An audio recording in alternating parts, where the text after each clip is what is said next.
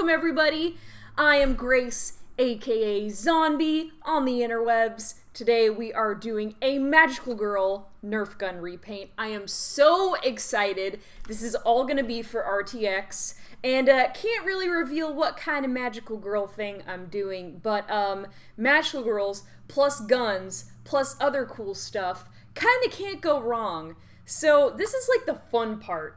I've already masked off all my little pieces. I have everything all repainted my base color, which by the way, I'm kind of living for this blue, this like neon blue color. Ugh, I just love it so much. And also doing some light blue little accents on things. And I have the uniform pretty much all done. Now I'm just doing the accessories, which is like, I mean, it's all the fun part. This has been such a fun project. But it's been hard, like, keeping it on the lowdown, you know? So, you know, if you guess what I'm making, you guess what I'm making. That's okay. But if you have an idea about what I'm making, even though I have to keep it kind of a secret, I'd like to know your guesses. So just letting you know kind of the materials that I'm using first. I am using these wonderful Angelus acrylic paints. I have neon Bahama blue. And I'll show that to you on the big camera here. And I have white.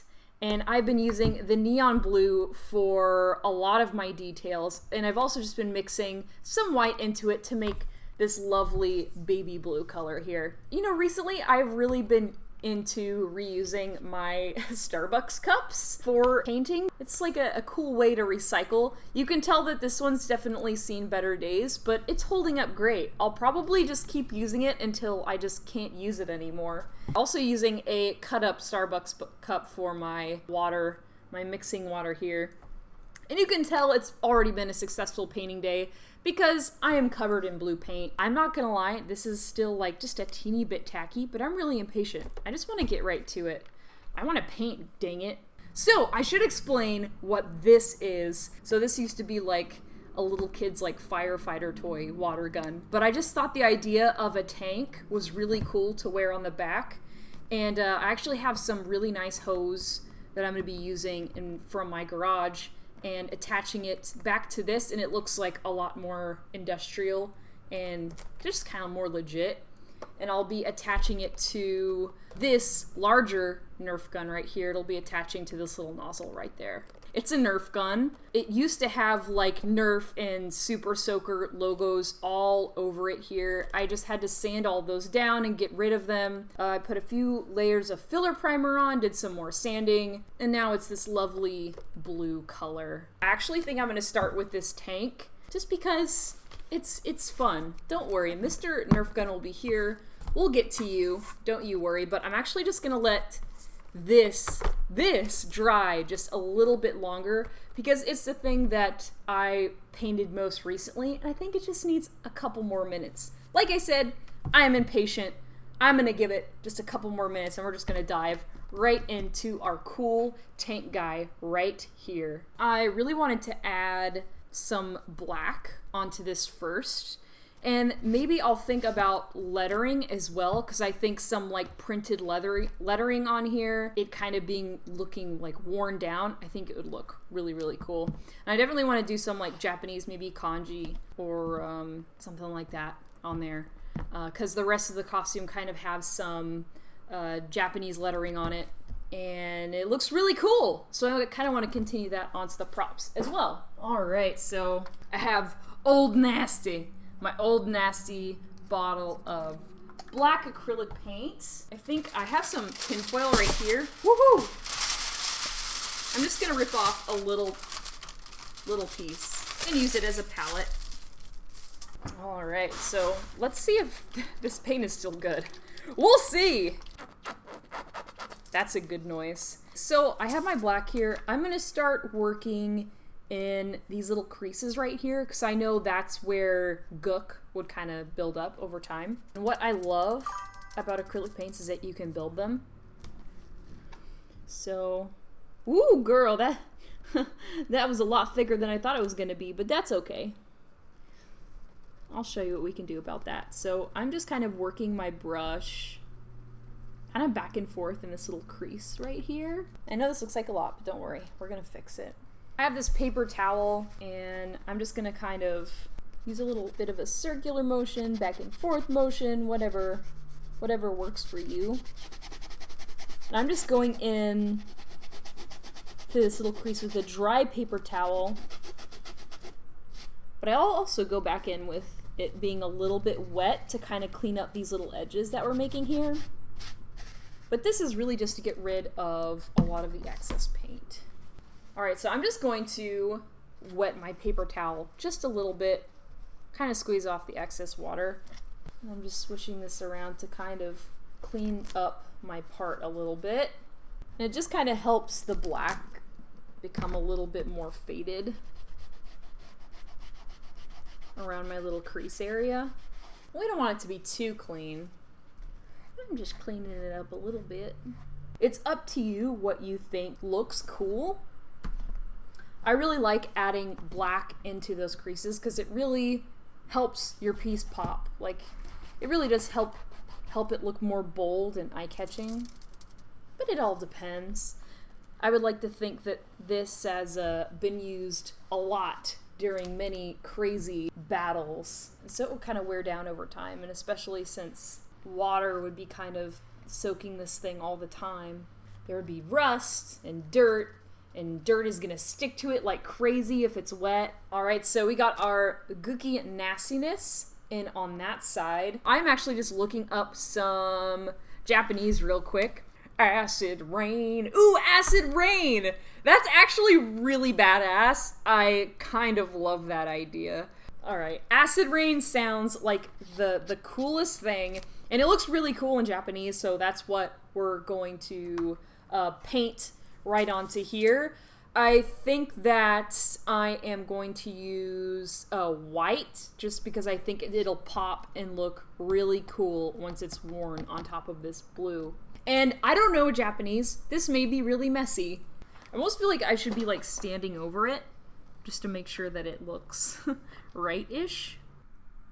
And luckily what I have going for me here is if it looks like it was crafted by a teenage girl, that's not entirely a bad thing. Oh yeah! Alright, so we have our first layer of our little letters in there. I'm gonna set this aside to dry, and we'll go ahead and move on to something else. Alright, so I'm pulling off the masking tape on this. I just want to see how I did.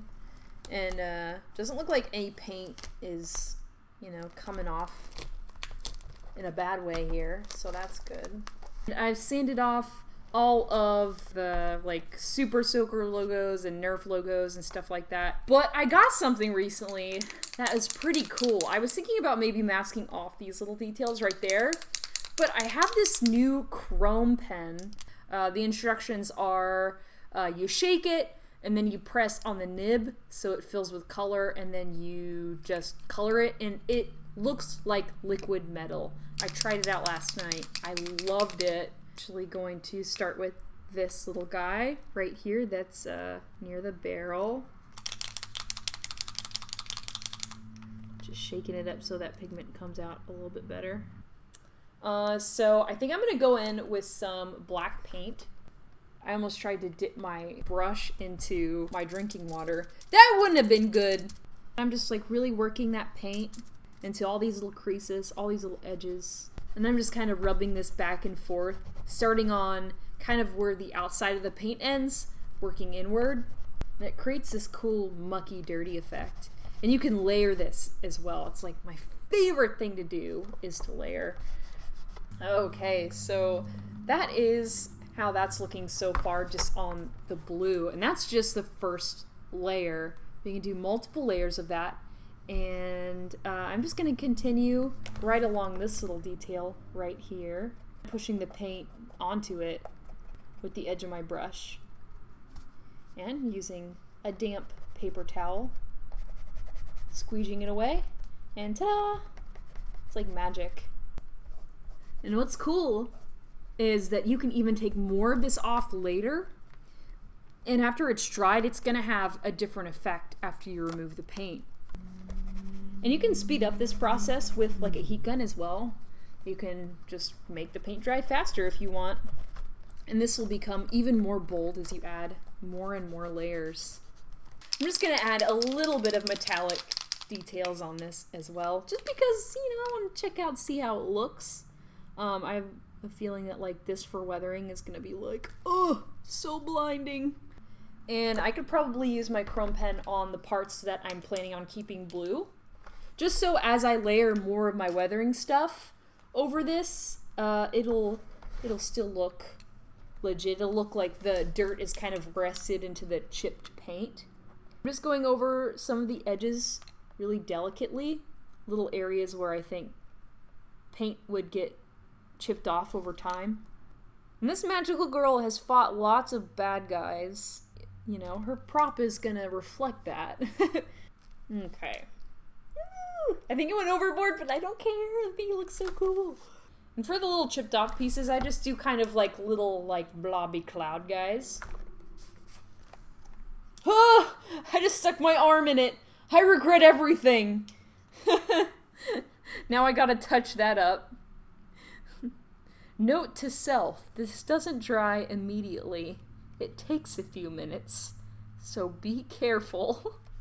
Alright, I'm gonna let that dry for a few minutes just so I don't mess it up. And you know what? I think it's time for a cookie break. And if you ever have to ask yourself if you deserve a cookie, you absolutely do. Can you have a bite? Of course you can have a bite. Here. Just take it. I'll bust out this fella. I'm gonna do one more coat on all of my letters right here. I have a feeling a lot of people would make like a stencil for this thing that I made, which is like super smart, but I don't know to printer, which means that I usually end up freehanding a lot of my stuff. But I think for this design, it kind of works looking, you know, hand-drawn. That's layer number 2 and all my little characters right there. Well, I'm gonna let the rest of this stuff dry. I have one side of this somewhat weathered. You know what? I got the start of this weathered pretty nicely. I got most of my base colors down. I have my lettering done on here. Still kind of trying to figure out what design I'm gonna do for the bottom right there, but I'll continue working on this. And then next time, we're gonna be working on more weathering and kind of pulling this all together. So we got a lot done today. Thank you guys so much for joining me. I'll see you again next time. Bye, everybody.